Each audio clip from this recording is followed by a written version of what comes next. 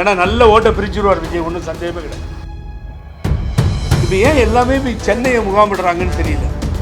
அவங்கவுங்க ஊருக்கு போக வேண்டியது தானே, சொந்த ஊருக்கு போய் நிற்க வேண்டியது தானே.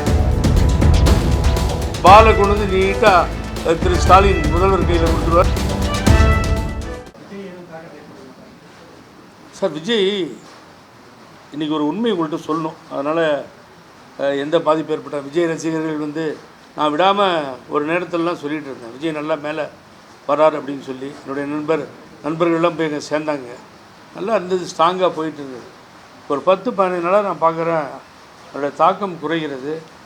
காரணம் தெரியல. அங்கே ஒரு 4-5 பேர் இருக்காங்க, 2ஆம் கட்ட தலைவர்கள்.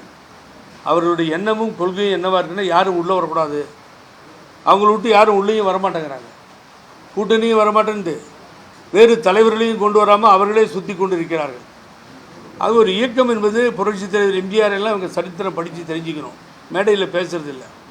அவர் பின்னால் எவ்வளவு பேர் நாவலர்லேருந்து கேஏக்கு கூடயே இருந்தார், நாவலர் வந்தார், அப்புறம் எஸ்டிஎஸ் வந்தார். இப்படி எத்தனை தலைவர்கள் புரட்சித் தலைவர் திமுகவிலிருந்து மாறி வந்தார்கள் என்பதையெல்லாம் நாம் எண்ணி பார்க்க வேண்டும். அது இல்லை, அது காணாமல் போகுது. இப்போ ஏன் எல்லாமே போய் சென்னையை முகாமிடுறாங்கன்னு தெரியல. அவங்கவுங்க ஊருக்கு போக வேண்டியது தானே, சொந்த ஊருக்கு போய் நிற்க வேண்டியது தானே. எல்லோருமே சென்னையை நோக்கி செல்வதற்கு காரணம் புரியல. ஒரு சமயம் அவங்களுக்கு அப்டேட் ஆகிருக்கலாம், சென்னை நல்லா இருக்குது, அதிகமான வாக்காளர்கள் இருக்காங்க, யங்ஸ்டர்ஸ் இருக்காங்கன்னு கூட யாராவது சொல்லியிருக்காங்க. சென்னை ரொம்ப காலமாக போராடி ஒரு தடவை தான் அம்மா திராவிட முன்னேற்ற கழகத்தோடு போராடி அதிகமான இடங்களை பெற்றது.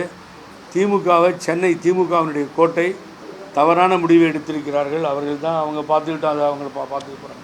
ஏன்னா நல்ல ஓட்டை பிரிச்சுருவார் விஜய், ஒன்றும் சந்தேகமே கிடையாது. அவர் பிரித்து நீட்டாக கொடுத்துட்டு வெளியில் போயிடுவார். பாலை கொண்டு வந்து நீட்டாக திரு ஸ்டாலின் முதல்வர் கையில் கொடுத்துருவார். அவர் நேராக கோல் அடிச்சுட்டு வெளியில் போக்காத நடக்கும். இதுதான் நிலைமை, இப்போ என் நிலைமை.